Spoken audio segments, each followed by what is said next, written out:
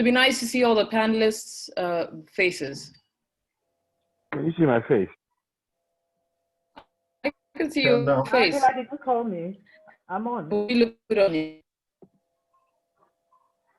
Hey, Nkechi. Yeah, hi. Hello. I'm good. I can see your face. Yeah, I was There just we go. wondering. I thought she called me, so. Yes, I. Okay, great. So we're about to start in the next 1 minute or so. We're just going to give the other panelists a chance to connect their videos and their sound. We're just waiting for Kofi. I think I lost Ian. I don't know where Ian went. Ian's here. Ian's here. Okay. I'll just ask him to unmute. We're all here. It's just Kofi we're waiting for. I'm here. Okay, great. Hey, Gabriel. Yes, Ahmed, how are you? Cool. So we should commence in the next 1 minute or so. Isn't this cool? We're like in 3-4 different parts of the world. Amazing, and we're all eh? having a conversation, isn't it? New reality. I wonder how, in the olden days, this never happened. No, it never happened. Which olden days, pre-COVID, it wasn't happening as much. Olden days means before the rise of internet and technology. Well, though we rarely used Zoom and these things. Yeah. Because we were very face-to-face people, I guess.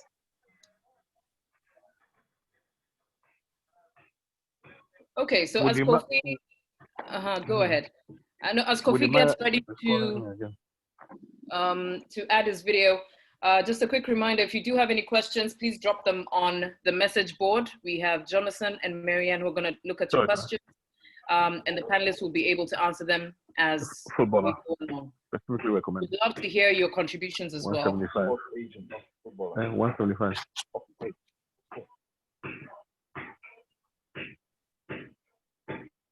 And then when you're not talking, panelists, please mute your mic so that we can have the person who's speaking have our undivided attention to avoid background noise. Okay, Ine. I think we're almost good to go. I think Kofi still has his sound is not on. So yeah, he is connected. He just needs to unmute. Asking him to unmute now. There you go, Kofi. Good to go. No, and take his camera off, and we're good to go. Okay, I see he's unmuted. Kofi, can you hear us?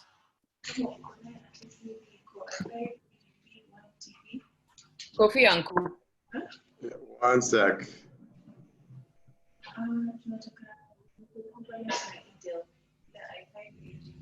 Hello? Kofi, are you there? Okay. Yeah, can you hear me? Okay, Yes, Kofi, I think you're there. Please remove switch on your video, and then I think we're good to go, so that we can have all the panelists on board.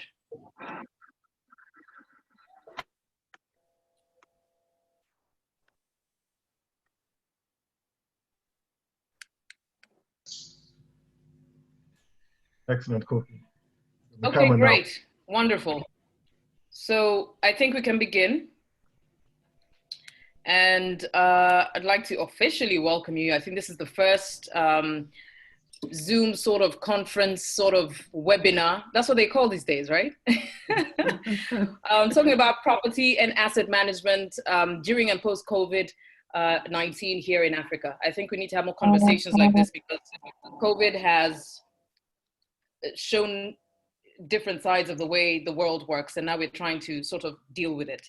And I'd like to introduce our panelists for today. We're going to start with Ian Kabiru, who is the MD for Horizons Group. He has, actually the Horizons has been home to Africa's businesses for over 10 years and provides office solutions to support clients' business growth and success in Kenya, Ghana, and Nigeria. So he is based in 3 different countries.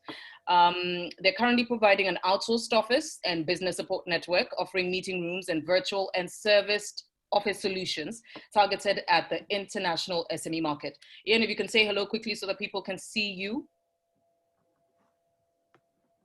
Ian? Hi, everyone. Can you see me? We And can. thank you, Angela, for that excellent introduction. I couldn't have done a better job. Thank you. You're welcome. Okay, So Angela, sorry, we have a video of Horizon. Okay. Should we play it now? Yes, So we can. Play a Marianne, little- could you play the video, please? Horizon's video. So this is a video of one of our locations in Ghana, but I think it represents what we have to offer quite well. Great. Horizon offices located at One Airport Square, opposite the Kotoka International Airport, is an outsourced office and business support service provider. We provide inspirational work environments, giving you a home to Africa's business.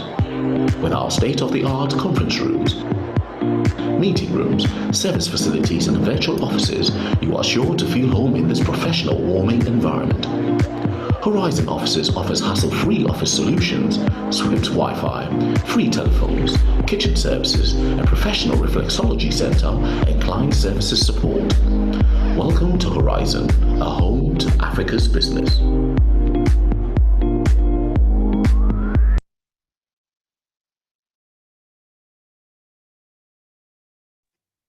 Thank you, Marianne. There. Also to point out, I think it's a great place to network because I've been to the Horizon offices and I think it's absolutely a wonderful place to meet new people. Thank you, Marianne. All right, our next panelist for today is Nkechi Akunyili. She is the CEO of Access View Africa. Nkechi is a global powerhouse finance professional with a C-suite experience in financial services and business development. 20 years. As the former regional treasurer for West Africa for UBA, which is United Bank of Africa, driving business development across West Africa. She's got a lot of experience, and I'd like you, Nkechi, to say hello so that everybody can see you. Did we lose Nkechi? Where did she go? She has to unmute.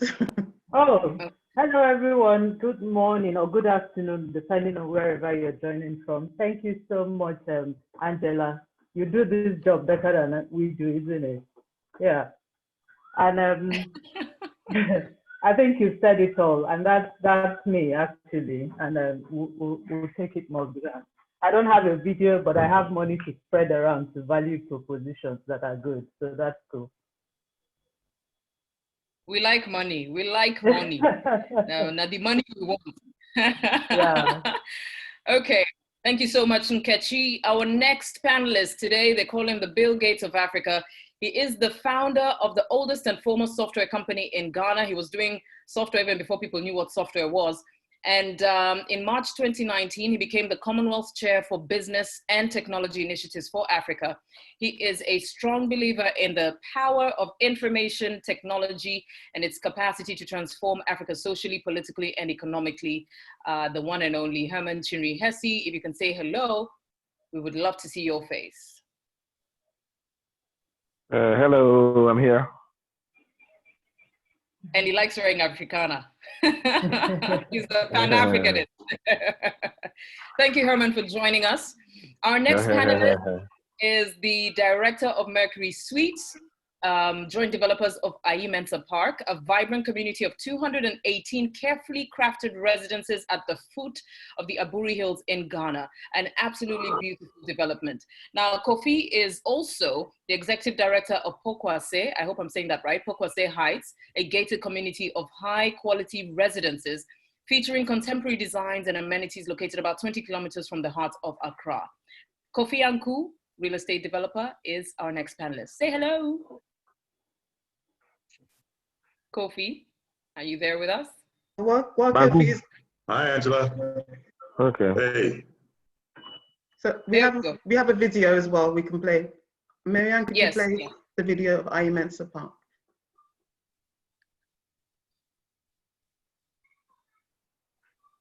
Kofi, you can say a few things as we wait to play the video. I can't even see your face. Do you want to say a few things about the video before we play it?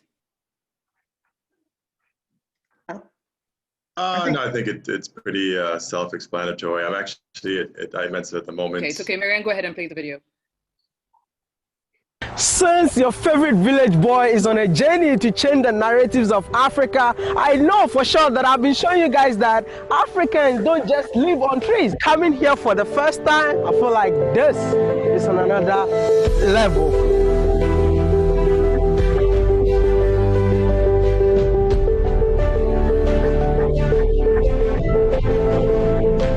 Indeed, this place is on another level. Do you think Africa is the future? Maya, it's the present. It's happening now. What's interesting about this community, and I say community because the emphasis is not simply on the houses, but also the interaction between neighbors and the security that the community provides. So there's a 4-bedroom, 3-bedroom. We've got a few 1-bedroom flats that are pretty much sold out. If you're looking forward to buy a house in Africa, buy from Kofi, put your money in Kofi's business, and Kofi will definitely give me a cut. Kofi, why not? Why not? Why not? So get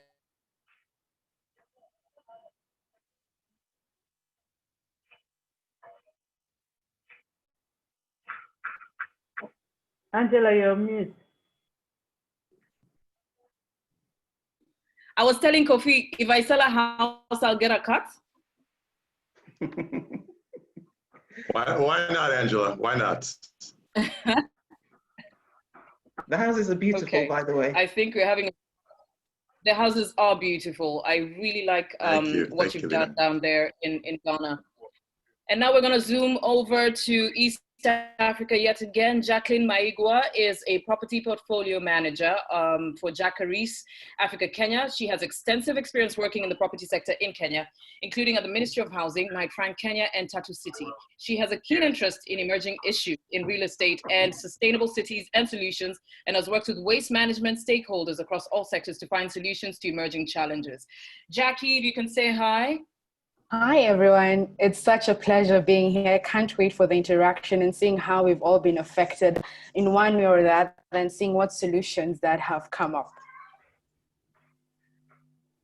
Awesome. Thank you so much, Jackie, for joining us. And then we are going to go all the way to the UK. She is Sierra Leone born and bred. She is the reason we're here today. Lena has over 20 years experience developing and delivering software in the UK and Africa, and over 15 years working in real estate. DGM, which is the company that has put together this amazing webinar, which she owns, has offices in Accra and Nairobi, and is introducing award-winning property and asset management, automation in banking, insurance, and housing across Africa to improve efficiencies, reduce costs, and improve auditing. Lena, if you can say hello and maybe just a little bit about why you put together this webinar before we get into the conversation. Thanks, Angela. Thanks for that great introduction. So the reason we're here is because we work with people who manage properties, and COVID has had a significant effect on the way we all do business. Everybody on this webinar who's in property will have felt that effect. So we're here today just to share ideas and to see how we can support each other during these quite difficult times. And Marianne, could I ask you to, there's a couple of very short videos that Marianne will play for us now. Thank you.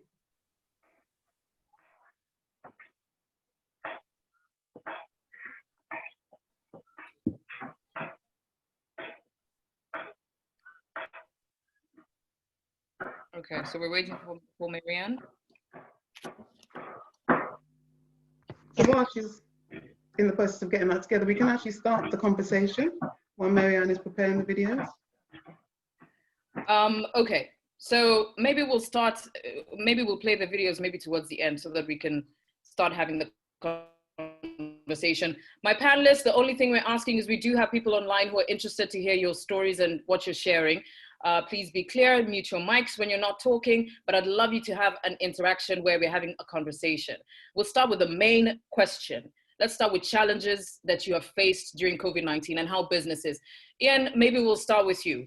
What have been some of your main challenges managing your serviced offices during COVID-19? First, are you even getting any business? Are people coming to work?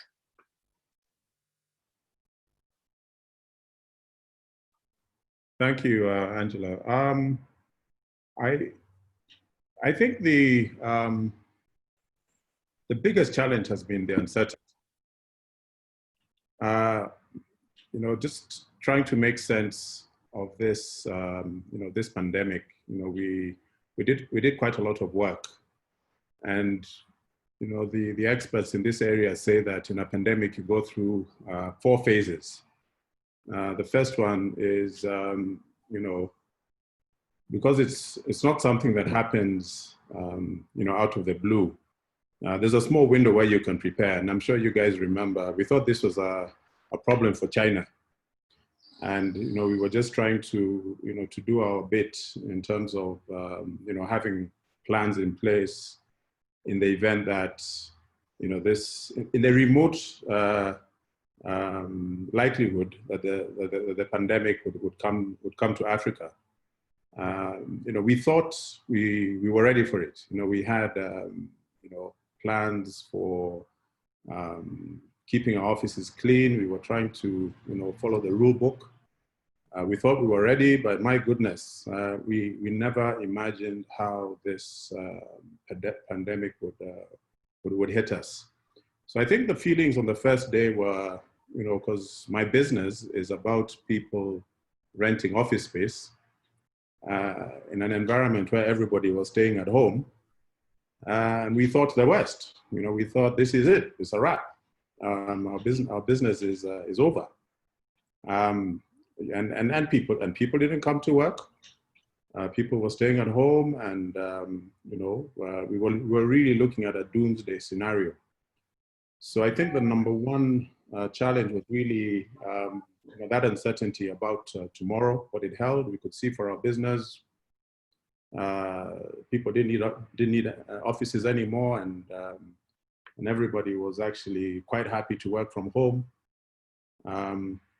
But as time went by, and I think we began to make sense of what was happening, we got a sense that there was still a need for our offices. Because we're not just about an office, we're also a service provider. So in fact, one of the first things that we did was to actually start providing people with remote work support,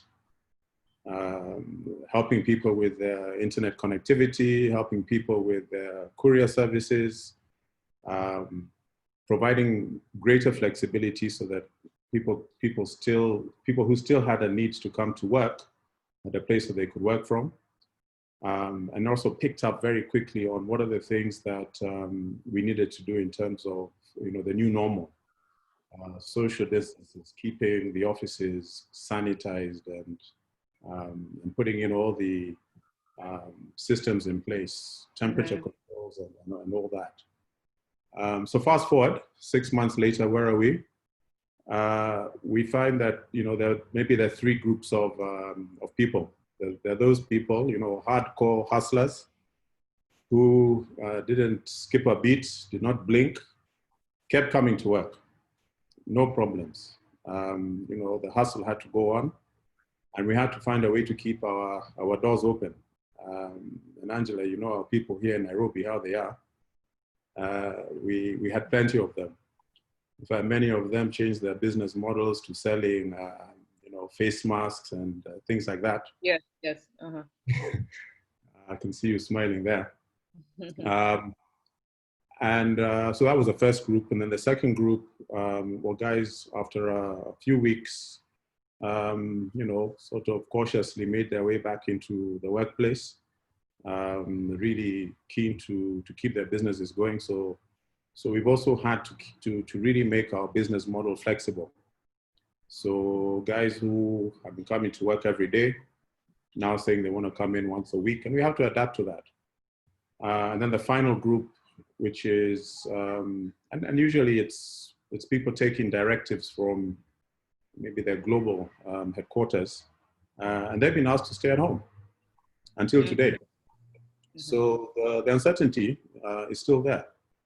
But we're also looking at the other side of the story. You look at the glass either, I think, half empty or half full, and we're also looking at what opportunities this pandemic, this forced change in the way that we work, and then later on we can talk about that. Some of the things I think we've alluded to. What I'm getting is you've had to reinvent your business in a sort of way, because if people are not coming for the traditional, people are more scared now. And because of COVID, you've had to sort of rework the way you think in regards to your business and your offerings. Now, quickly, I want to bring in Jackie and Kofi because you're both in the property business. Kofi is a property developer. Jackie works in the property business. We're seeing a lot of people, especially, well, in Kenya, there's a lot of empty buildings. People can't afford to pay their rents anymore. We're seeing what's happening in America where they're subsidizing some of these costs and giving people money. But we understand that in Africa, it's not the same. So how have you been able to manage some of these challenges as a property owner, Kofi? Are you losing money during this time because people are not able either to pay or to afford what it is you offer? Jackie, how's the property market right now? And what are some of the challenges you're facing when it comes to COVID? Angela, I think people are often looking to real estate as a safe harbor for their wealth. So I've actually been surprised, even in our land business, that we found an uptick in interest, that people aren't flying to London, they're not flying to Cape Town, they're not flying to Dubai. They're still earning a decent income, and folks are looking for places to invest their money, and they look at real estate as a safe investment. So we've actually seen, I was concerned, and I had some of the same concerns that Ian had just expressed when this whole pandemic started, but what we're seeing is that there's a bit of interest and appetite for real estate, both in terms of land and housing, and also for our development. Having people work from home has been a benefit, that our townhouse typology is helpful for people, and people are seeing the value of community. They're looking for places that have amenities that they can walk to as opposed to have to drive. So there's certainly opportunities that this crisis has presented as well.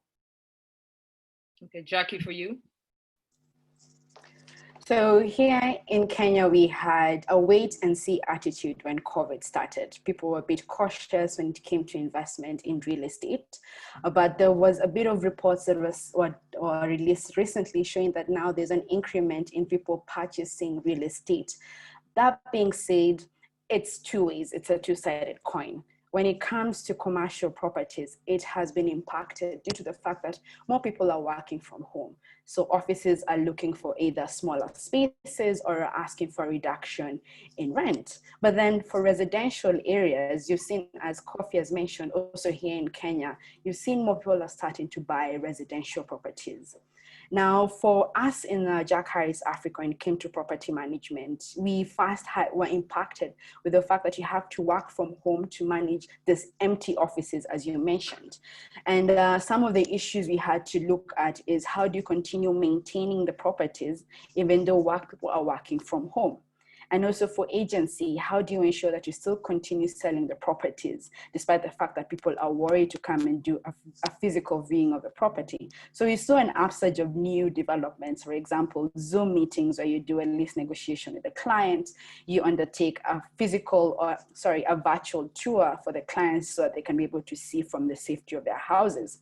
And for facilities management, we started incorporating a lot of technology-based solutions. So some of the things that we started using was, for example, online payment platforms where you're able to send the client the invoices and they're able to pay for their rental from wherever they are.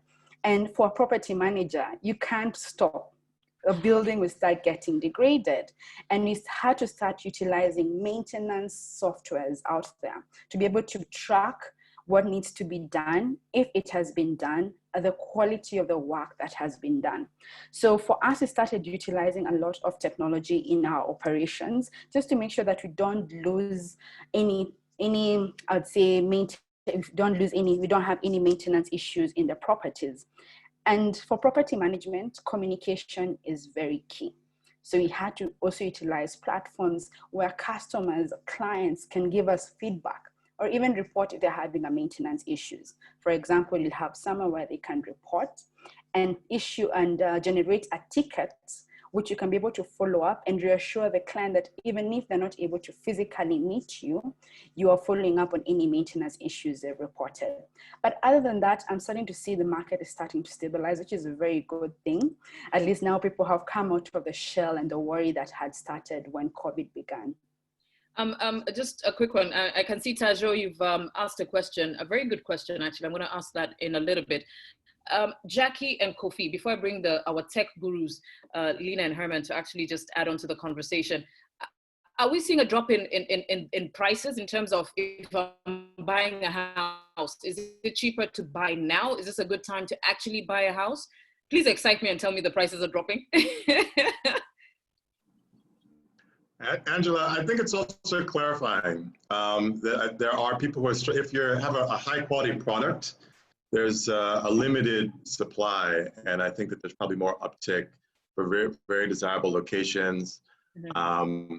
So it's almost what you're seeing in other markets, even other asset classes, where these pandemics really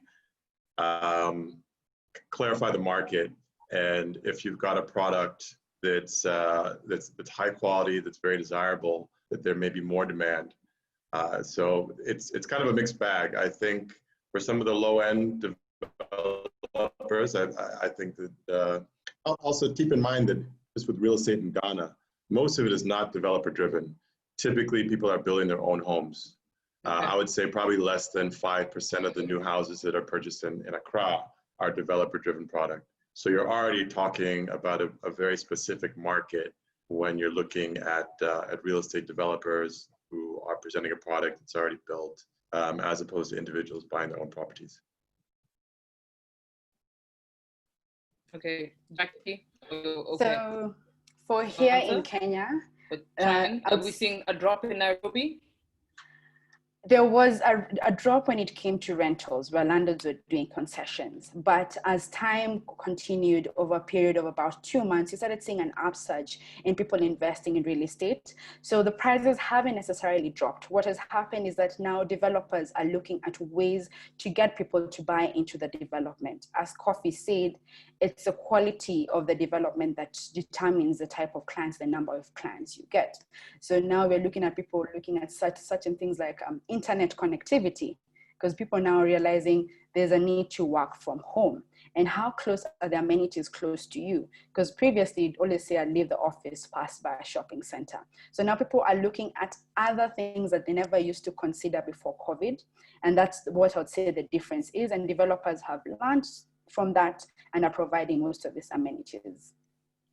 So Tajo here asks, in the UK, we're seeing and hearing that a lot of the big finance houses who take up the premium space in the City of London are severely reducing their footprints and allowing their workers greater flexibility to work from home, which we're going to see, I'm told, within the next 1 year, which could lead to a potential reduction of up to 50%.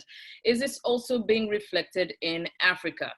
Ian, I know, so what I'm hearing is housing in terms of residential is okay. It's the business premises that are suffering the most because people have to work at home. Are we seeing the same thing that's happening in the UK and the rest of the world happening in Africa? Any one of you can chime in. Ian, maybe we can start with you. Lena as well, because you have a lot of clients here in Africa, so that would be interesting to hear from you as well.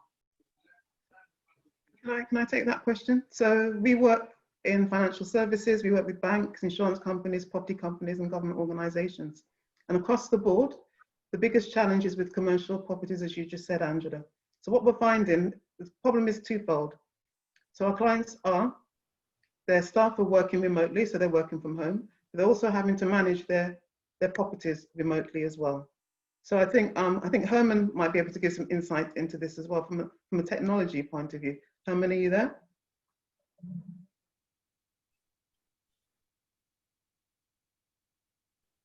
Okay, as he comes back. So, but Ian will probably be able to give some really specific insight because he provides service office space. So Ian, so how has that affected the provision of the service that you provide, specifically commercial office space? I think as Jackie said, most large corporates are taking a wait and see approach. But having said that, there's a definite increase in inquiries. Large corporates approaching us and asking us whether we can accommodate them And I think there's maybe two things driving this. One is this working from home that we've talked about, and the second one is sectors that have been really hard hit. For instance, in hospitality, we've been talking to at least one of the large hospitality chains who've actually closed down, and they no longer have the need for their office space, so they're downsizing, taking up space for maybe 1 or 2 people. But I think in terms of, will it be as dramatic as what Tajo is seeing in the UK? I don't think so. I think there will be definitely an increase in number. There'll be a number of corporates downsizing their footprint, but to the extent that 50%, there'll be a 50% reduction, I don't think so. Let's wait and see how it plays out. So I think one thing that's happening in the UK at the moment, to bearing in mind what the question Tajo just asked, is that there's talk about so the commercial spaces are now becoming available, and there's talk about redeveloping them to provide affordable housing. Is that something, Kofi, Jackie, or Ian, that you think could happen in Africa? That for example, I was speaking to a developer yesterday who's looking to do a big development of affordable housing in Ghana. So as we free up the commercial space, will there be potentiality there to make use of the space for affordable or public housing? Lena, I think there's something to keep in mind here, is that when we saw the financial crisis in 2008, which was really a real estate crisis in the US with subprime mortgages, that we didn't really feel a whole lot of impact in Accra at that time. And I think one of the big reasons is because we don't really gear up our financing, both construction finance and also mortgage buying, with finance. So when you're looking at a market that's as complex as London, that property is financed. There's a lot of cheap money that's flooding in, that creates these really sensitive boom bust cycles where you can have just millions of square feet that are unoccupied.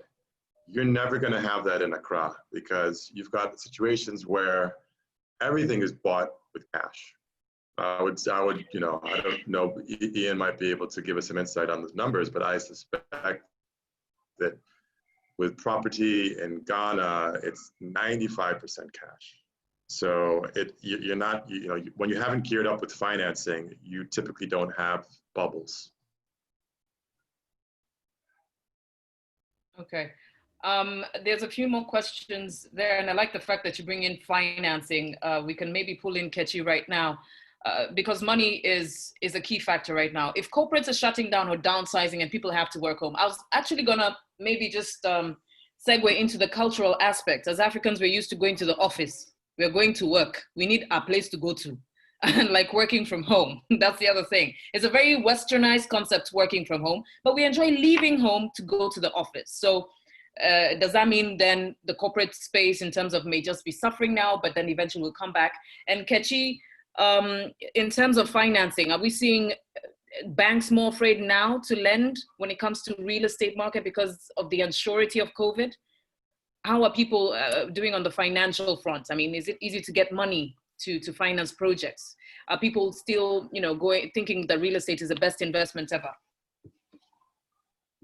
Thank you, Angela. To be honest, real estate will always be a place to be in when it comes to financing, because it's something that people actually look at and say, it can always, whatever is happening will be on the short term, really. And long term, it will always bounce back. And we've seen it happen over and over again. So today, what is actually forcing the banks? So what is happening in Nigeria and even in Ghana today, what we're seeing is central bank forcing banks to actually focus on the real sector. And that is the key thing. what they do is to force you by actually debiting your account and saying to you, you have to actually lend this level of financing to the real sector.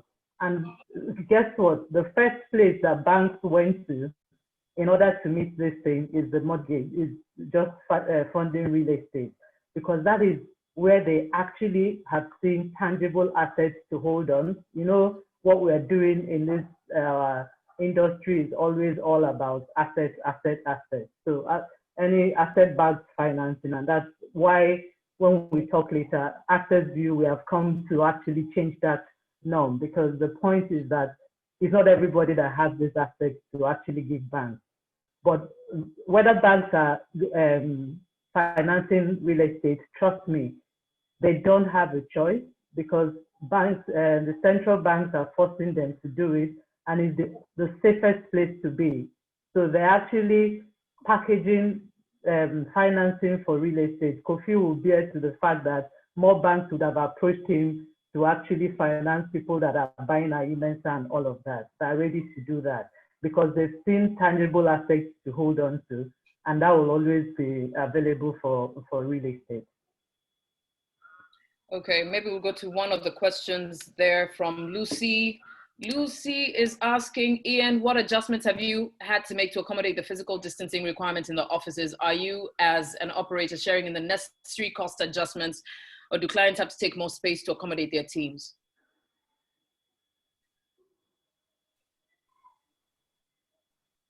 Thanks, Lucy. Yes, the answer is yes. We have had to reconfigure our offices. Fortunately, our model, which was focused more on a serviced office kind of model, as opposed to a co-working kind of model, in a sense, has played to our advantage, because we offer individual clients, private office suites. And then we've also been quite generous in the spacing of our offices. But in a few cases here and there, we've had to reduce the density of desks per office just to create that space. Are we able to pass that cost on to our clients? Absolutely no. In fact, if anything, there's so much pressure for our rates to come down. And I think this is maybe one of the things that is going to emerge post-COVID, which is just a complete readjustment of property costs. I think rental rates, I can talk about East Africa. East Africa is generally cheaper, let me just use that word very cautiously, than say West Africa. But having said that, many landlords, I think, are going to have to adjust their rental rates in the region of about 15 to 20% in the long term.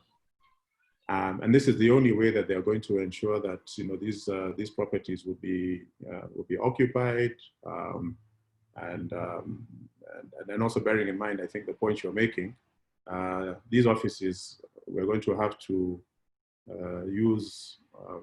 offer more space per person. So I think the yields on property, which has been a very, very sort of attractive, property has enjoyed very high yields. I think for the foreseeable future, the yields that landlords will have to live with, maybe for the next 2 to 3 years, will be significantly lower. And that is the only way that I can see, real estate as we know it, particularly commercial space and office space, will continue to provide, services to the market.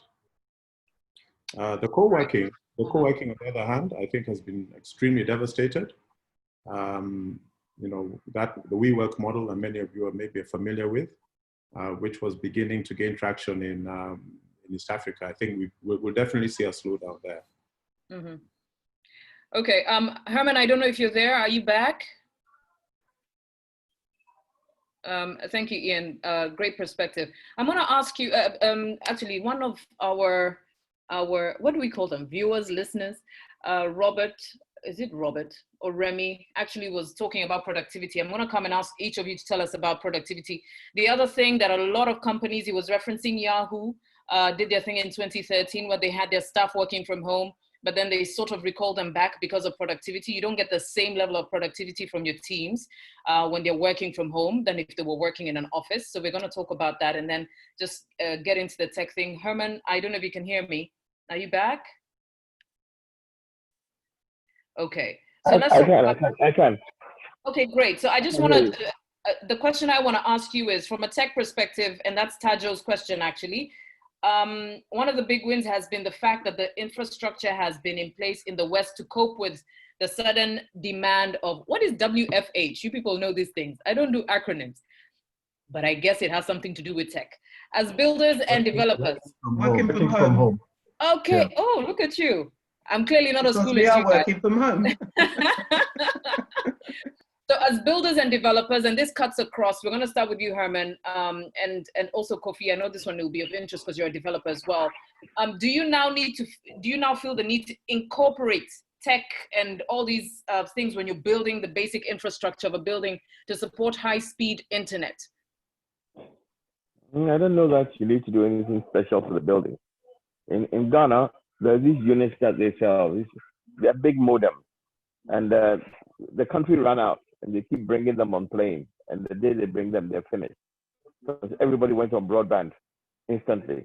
It's done by the telephone company, and the kids are going to school on the internet. So all the parents are looking for them, and that was the only bottleneck. Otherwise, we all bought these units if we didn't already have internet in our houses, and we continued life online.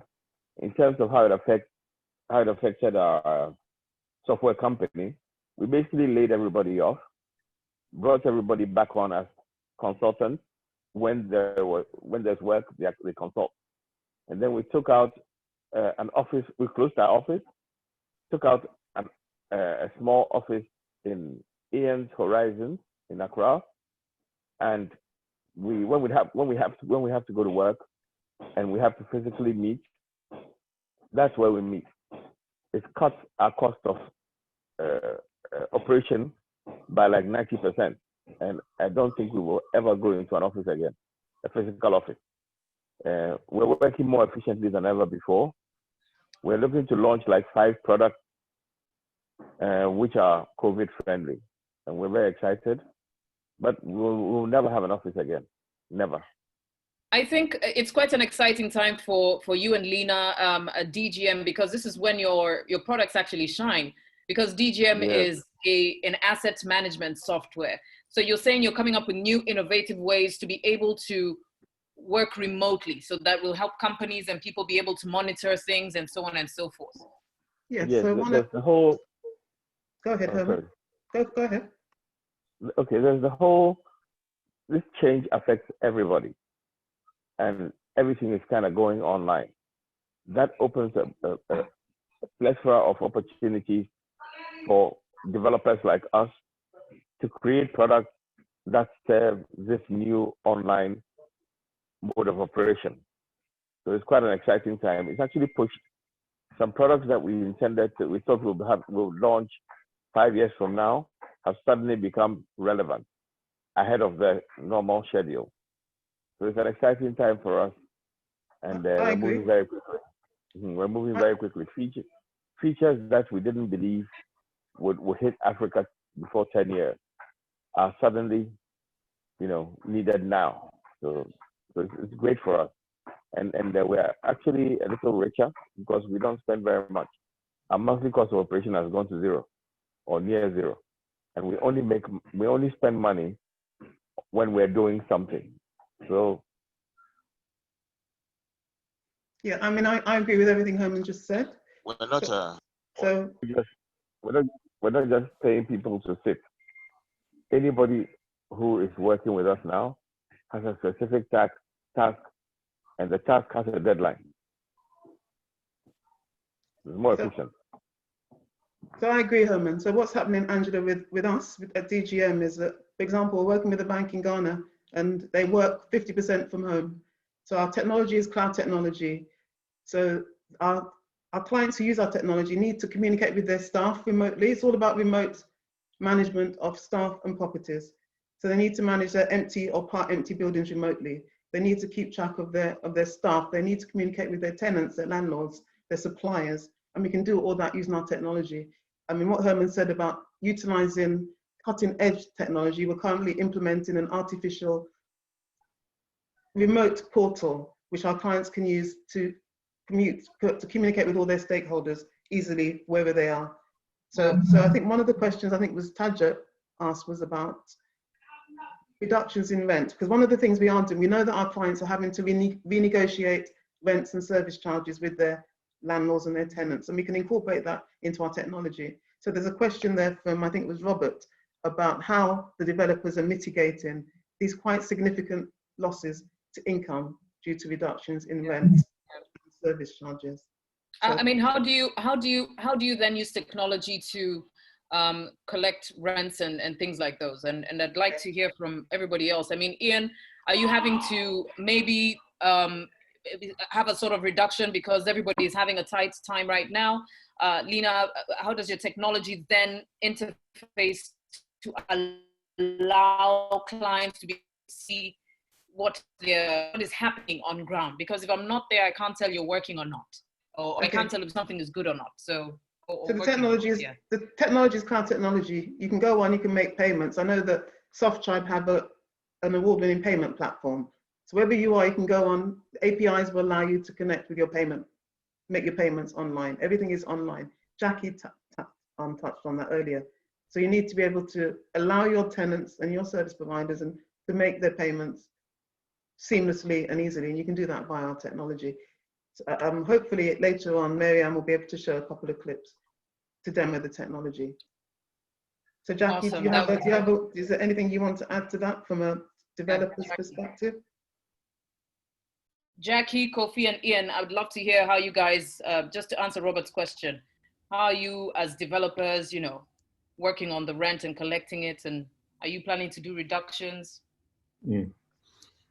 I mentioned that there's a lot of pressure across the board for rents to come down. Clients putting pressure on me, and me putting pressure on my landlord. And the rents, as I said, you know, short term, some landlords are giving up to 50%, but I think in terms of what is sustainable going forward, something between 15-20%. But I think the conversation around the technology is really interesting, because I think what Herman was saying, and we're seeing it happening here as well, is, you know, there's a digital transformation happening. You know, the resistance to technology is not there anymore. You know, we've seen how even this call, this webinar would not have, or may not have happened in the past. And we're looking at all our systems, everything from you know, having a completely sort of remote access to our offices, people having access to our meeting rooms without any interaction with people, payment systems connected into that, so you can come into a meeting room, have your meeting and pay for it before and leave, and there's no interaction with any of my staff. Technology, you know, doing the work of people. I think, unfortunately, we've been forced to distance ourselves at the moment. But I think because we're using technology to do that, that habit is going to stick, and it's going to make it more efficient and more affordable for people to use these facilities. So I see the role of technology also in reducing costs. Have you had to lay off some staff? Have you had to let go of some people? Given technology being efficient, if Lena is one person, she's in the UK, her system can work anywhere in the world. You know, she doesn't need to physically be there. She can operate everything from a computer. So you don't need 20 people to do the work that Lena can do as one person. So are you having to lay off staff? Yes, we have. You know, we used to have a lot of people cleaning the offices throughout the day. We used to have a lot of security guys there to open the door for you.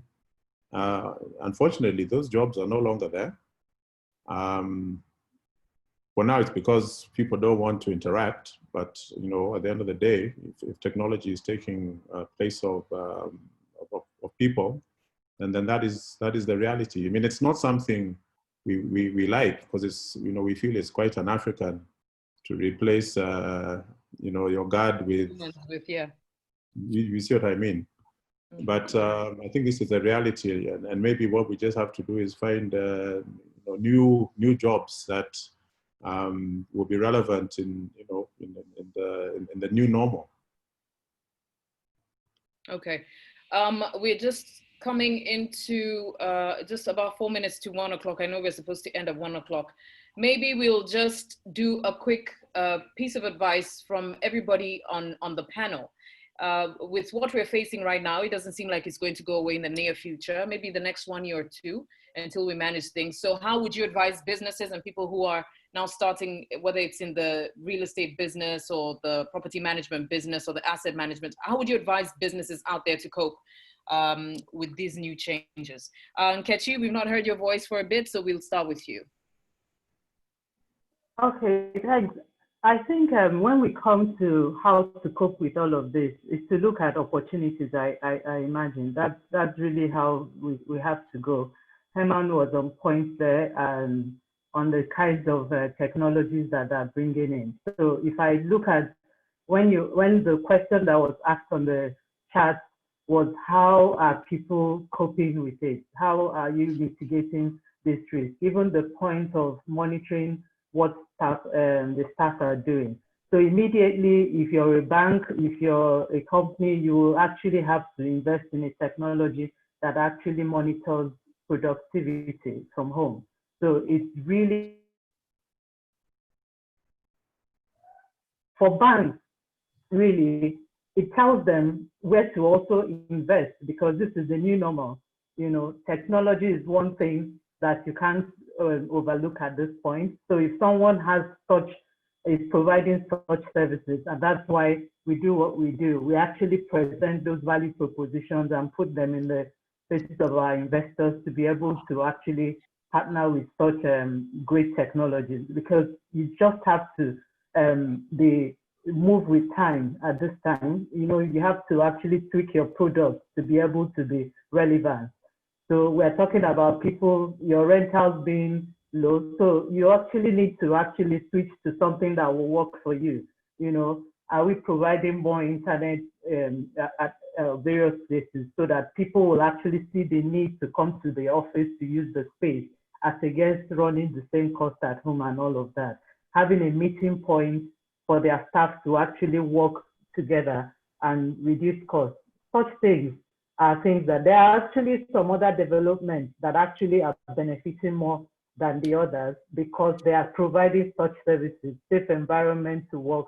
So people move away from the office and take a small, what Ian is doing is a perfect model for today's business. So that's why he can never complain. Ian, no matter how you complain, I know you're one of the people that COVID is making money for. So I tell you, your model works for most companies now. So I really think people need to tweak whatever they are doing to work. And then I saw a question which I really need to actually talk on. Banks might be afraid to invest in mortgage at this point, but the only thing they will do now is to say your what they call equity contribution has to be higher, i.e. 30% from 20%. So what you're putting your skin in the game to actually, for them to finance the mortgage, will actually be higher at this point. So that will actually take care of the losses before they know it. Even your reduction in rentals would have actually paid off the 70% which they put in their business. So everybody is actually needs to actually adjust to this.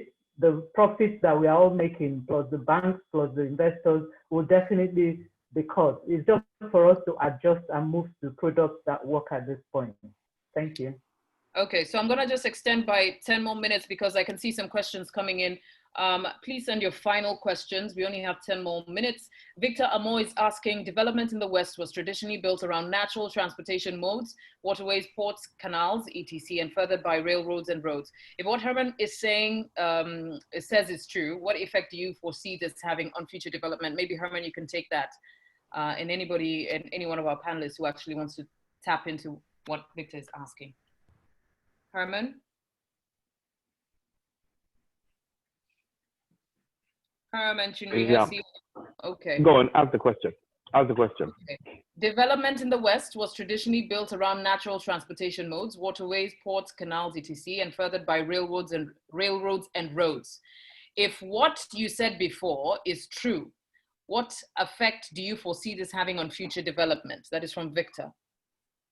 Well, I think that we're going to leapfrog a lot of those stages of development. For example, I think education is going to go online.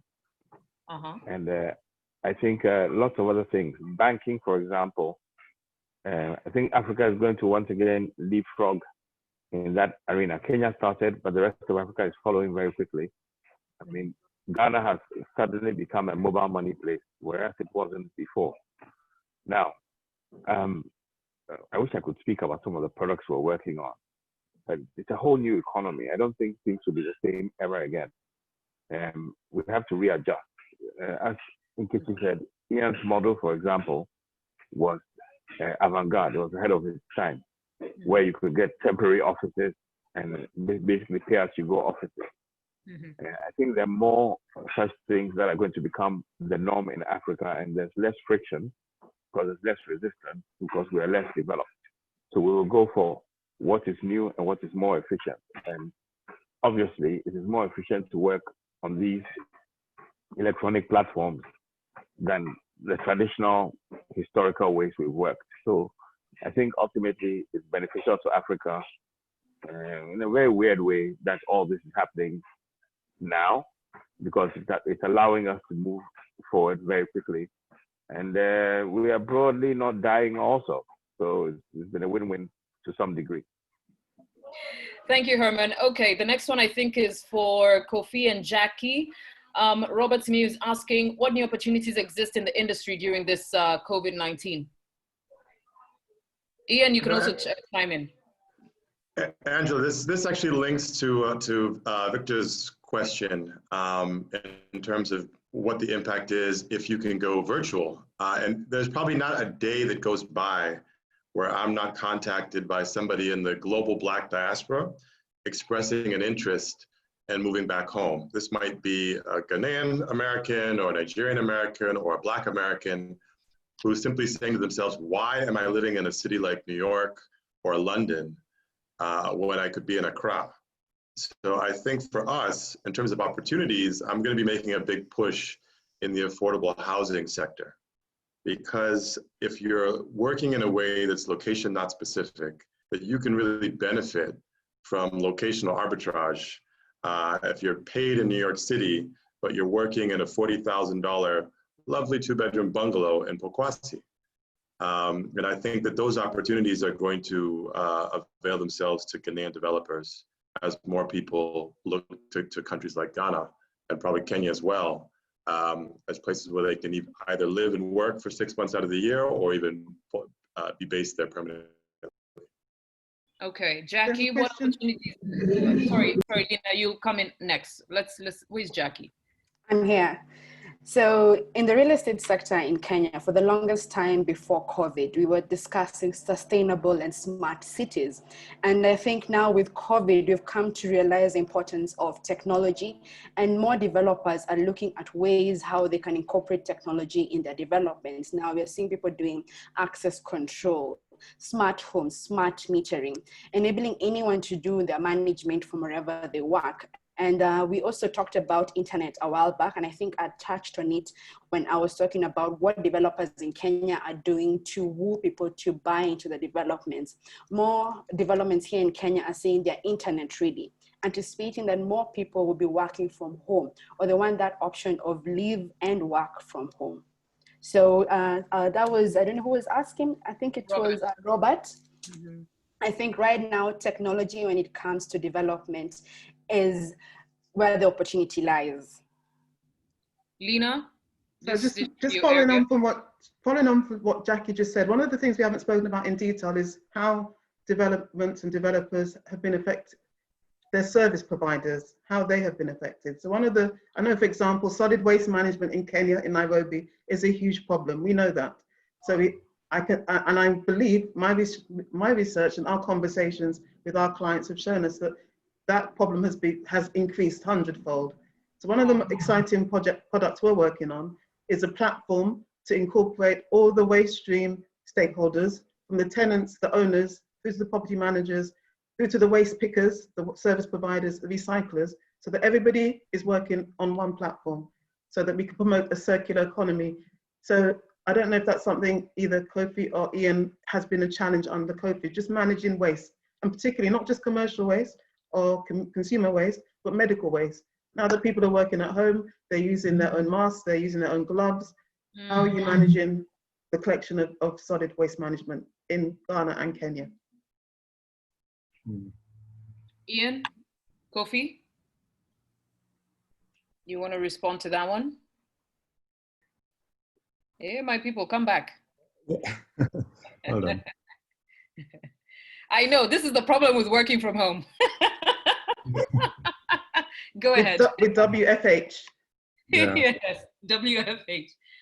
Kofi and Ian, go ahead. Yeah, no, I mean, it's interesting. I was talking to somebody in this space, in this area, only yesterday. The answer to your question is, I don't think much thought has been given to it, but it is an issue. I know from a health perspective, the absence of systems to ensure safe disposal of PPEs is actually contributing to the spread of COVID, and I think maybe that awareness at the moment is within the public sector, but how then that translates into opportunities for the rest of us, I think it's good. It's a good one to put out to everyone. But just in terms of my response to the general question about the opportunities going forwards, I think there are two things that come to mind. I think the fact that this is a global problem, for the first time, there's nowhere to turn to for answers. There's nowhere to run to. There's nowhere to run away to. We're stuck with this pandemic, and I think Africa is very, very uniquely positioned to actually offer solutions to the rest of the world. And I think that's a point Herman has been making, because we've seen examples of how we're not encumbered by legacy systems. The rate of adoption of technology in Africa is so much higher than it is anywhere else, simply because we didn't have anything else. So I think this is a moment for us to not just do things for ourselves, but even just to really take an African enterprise onto the global stage and make things happen. Yeah. And again, Ian, on that one, are you seeing us making or creating African solutions for African problems? Are we just sort of copy pasting from the West? Are we trying to figure out what is working for our market and what doesn't when it comes to technology and property management? I think the point I was making is we don't, because this problem has hit the world at the same time, and it's everywhere. We're not copying. We're not copying from anybody. I think that we can come up with our own own solutions, not just for Africa, but things that can also be relevant to the rest of the world. And I'm talking about more from the digital space. Yeah. So I think that for me presents a huge opportunity. Yeah, I think that my experience of developing tech in the UK and in Africa, two completely different experiences. So it's really important we develop technology that is fit for purpose in Africa, that is centered on what the user's requirements are, which are quite unique. And I think I agree with Ian, it's a time for us to be bold and just to grab the opportunity and develop. I mean, Herman's been doing this for the last 25 plus years in Africa, and it's time for us to pick up the mantle and to continue. The challenges and issues in Africa are unique to Africa, so that's where we step in. I would at some point, Angela, like to play our videos if that's okay, and we can actually, as long as the interest is there, we can continue. Let's give Kofi a chance to answer your waste management question. Given the fact that he has the big development in Aburi and so on, how are you managing your waste? You know, as a property developer, has this become a challenge where you've had to do or think about a smarter way to actually manage that? To answer Lena's question. Is that Kofi or myself? Kofi. Kofi, good. Herman is also a developer, so it could be a question for him too. Yes. Sure. Angela, we basically have a home pickup service at the development. We've got trucks that come through once a week. So our regiment really hasn't been changed or been affected by COVID. Okay. As Marianne, please get the videos ready. Elizabeth Ashun asks, I guess this is to Ian or I don't know who. Did you liaise directly with lawyers with respect to the requirement to vary commercial leases, break rights, rent concession, and holidays, early termination, or did you do renegotiations directly with tenants? It actually goes to Jackie, Kofi, and Ian, and anybody else who'd like to answer. I assume you understand what she's asking, Elizabeth. Jackie, Kofi, somebody? Jackie, one for you, I think. Yeah, so I can take that up. So in Kenya, most of the commercial leases are drafted by lawyers. So we have to engage the lawyers because you're amending the lease agreement. So we didn't liaise. Of course, there's the discussions you have before with the tenant where they approach you and tell you they're looking for a rental concession, but then you have to amend the lease through the legal team. So I don't know if Ian had a different experience because most of the time you want a document which is registered with the lawyers versus just a word of mouth to avoid any issues when it comes to in future if you decide you want to increase the rental figures. Yeah. Okay. Marianne, can you play the video so that we can see the tech and then maybe just have a chit chat and then wrap things up? I don't know if Marianne is there. Yes, sure. I can share them now. Okay, so this is just to show what DGM does. And so this is one.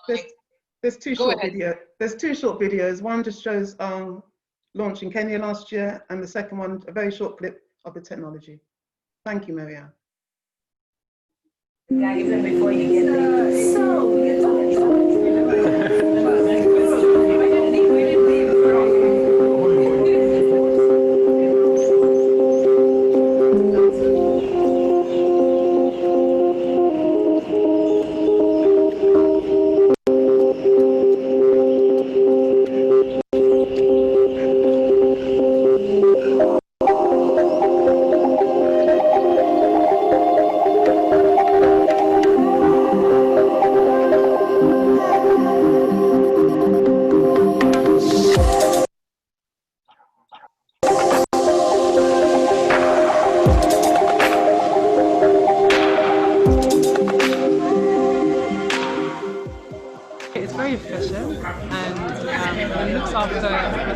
everything that you need. I think what it gives you is peace of mind. Actually, that's what it is. It gives you peace of mind in your business.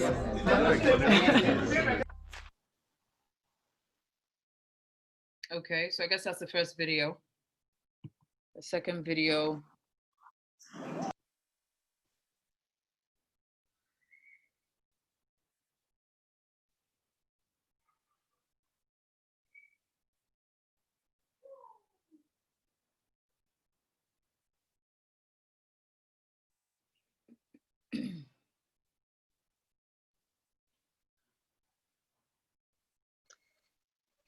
Hello, today we're going to demo the use of the dashboard and alerts within the system, prompts and alerts. So when you log into the DGM Property and Asset Management System, the first thing you will see is a customized dashboard, which we call your window to the world. And it gives you a snapshot of all the important things that need your attention. For example, it will tell you any tenancies are due to be renewed. any that are coming to the end of their lifespan, any rents that you need to pay or collect in the coming months, any assets that are coming to the end of their life or that need to be serviced, any maintenance issues due in X amount of days. These are all customizable. So we're going to have a look at a couple of things on the dashboard. We're going to have a look at pending approvals. In the previous email, we showed you how to create approvals. So once the approvals have been submitted, you'll be prompted to follow them up via the dashboard, which gives you a list of all the outstanding approvals. So for example, there's one here that we're waiting for the financial controller to approve a new servicing agreement with a supplier. There's a request here for the head of IT to approve a quote from another supplier. So you can get to the dashboard by just clicking on the dashboard option top right of your screen, and it's interactive and it will be real time. It will be constantly updated in real time. Wow. Is that it? Just a short clip. Okay. All right, great. So, Lena, how do we get to be a part of, I'm sure there are property developers out there and people who may know people who may need this software. How do we get access to this particular software that you have as DGM? So please reach out to me. I'm on LinkedIn. All the panelists are on LinkedIn. So please reach out to us. Just remind us where you connected with us. Or my email is just on the website. Go on our website, which is on all the promotional material, the email that you've received, and we'll get in touch as soon as we receive your message. It doesn't matter. Does it matter which part of Africa they're in, or you can? It makes no difference. We have an office in Ghana. We have an office in Accra, an office in Nairobi, and in London. So it doesn't matter, east or west. We'll have you covered. Okay, great. So we had spoken to Nkechi. She gave us our final word. Let's go to Kofi next. You can give us your 2 cents, maybe advice for those who are out there, trying to get into development, some of the wisdom that you can leave us with as, your parting shot.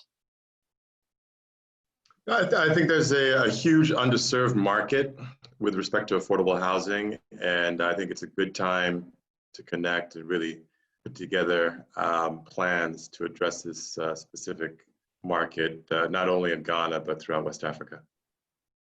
Did you, when you say affordable housing, what is the range? Everybody says affordable, but affordable is relative. Absolutely. I would say anywhere between 25,000 and 40,000 USD as a starting. Okay, great. And those are the things you're working on. And how do we get in touch with you in case, do you still have properties available for buying? Maybe you can talk a bit about some of what you're working on and how we can be a part if people are interested. Sure. We have a few units left at Iamensa Park. But I think we're going to be putting the affordable housing product on the market probably by the end of this year. So I can be reached on LinkedIn. Herman is also working on some property in the mountains as well. So nice. I think you're going to be seeing some interesting things from developers in Ghana. Okay, we're excited, and because it's the year of the return, we all hope to own homes in Ghana.